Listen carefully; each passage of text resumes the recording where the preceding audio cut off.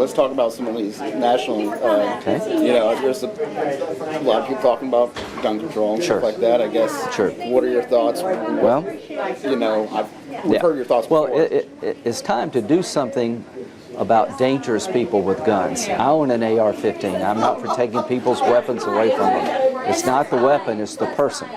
The cops tell me all the time there are a bunch of people around that have mental health problems or just hate-filled, that if we had some more tools, we could stop some of this before it happened. So I'm working with President Trump to create a grant program for states that want to go down this road, to give them some money to hire mental health counselors and professionals to evaluate what cases to take to a judge. Under this concept, nobody can have their guns taken away without a judicial order.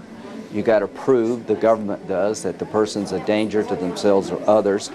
The guy in Florida at Parkland who shot the kids in Parkland had 40 visits by the cops. The FBI hotline tip was called twice. Nobody did a damn thing about it. We're trying to empower police officers with mental health professionals to intervene in these cases before it's too late and protecting the rights of the gun owner. That's what this is all about. You think it's time for tougher gun laws? It's time and maybe the NRA to back off a little bit and be like, you know what? We need to do something about this in the big, broader picture. Yeah. Well, I'm working with the NRA about the due process component of the protective order statutes. It won't be a federal law, it'll be a federal grant program helping states to hire mental health professionals to evaluate what cases to take to the judge. I think the average person is pretty frustrated right now that our system can't respond more effectively. The guy in Dayton, he had a rape list of girls he wanted to rape and a kill list of people he wanted to kill. He was so disruptive they had to shut the school down. A guy like that doesn't need a gun. He needs help. And so this bill is designed to empower law enforcement to intervene before it's too late. You have to prove the person's a danger to themselves or others, and it gives you a chance to act before they go out and kill a bunch of people. I guess, in this time, with Dayton and then El Paso, it seems like right now the country's kind of in a flux where we're asking a lot of questions and what can we do? Regardless if we're Republican or Democrat, what would you tell that person sitting at home, regardless if they're Republican or Democrat, how they vote, what would you tell them to ease their mind? And, Good question. You, as a leader, are going to take care of this and help out. Well, here's what I'm trying to do. I'm trying to listen to the police officers who are on the front lines to give them tools they need to protect the rest of us. I'm trying to make sure that gun owners like me don't have our rights taken away without a court involved, that you can't come take somebody's guns because you don't like them. It has to be a real case where you get to participate. We need to start looking at the video games and the culture.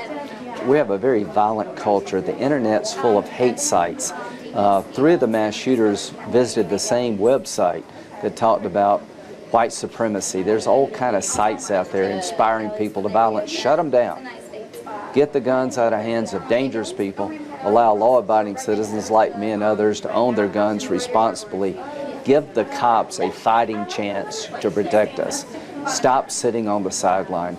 Republicans and Democrats, stop blaming each other. Work with President Trump. I've never seen President Trump more determined to do something than I do right now. I spent the weekend with him playing golf, and we talked about protective order laws, red flag laws, to make sure that dangerous people who are exhibiting signs of hurting people, that we can intervene before it's too late. And if there's a commercial sale of a gun, to do a background check to make sure a criminal doesn't buy the gun. Just common sense things. I'm not going to take anybody's guns away from them, including mine. I own an AR-15 and I own it responsibly.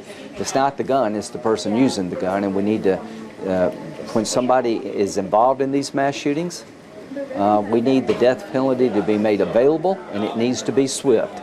People need their day in court, but it shouldn't take 20 years to execute a sentence in this country. So I support Bill Barr's effort to streamline the process to make sure these cases, once you go to court, and if you do get the death penalty, it can be acted on in a meaningful and a timely way. Perfect. That's it.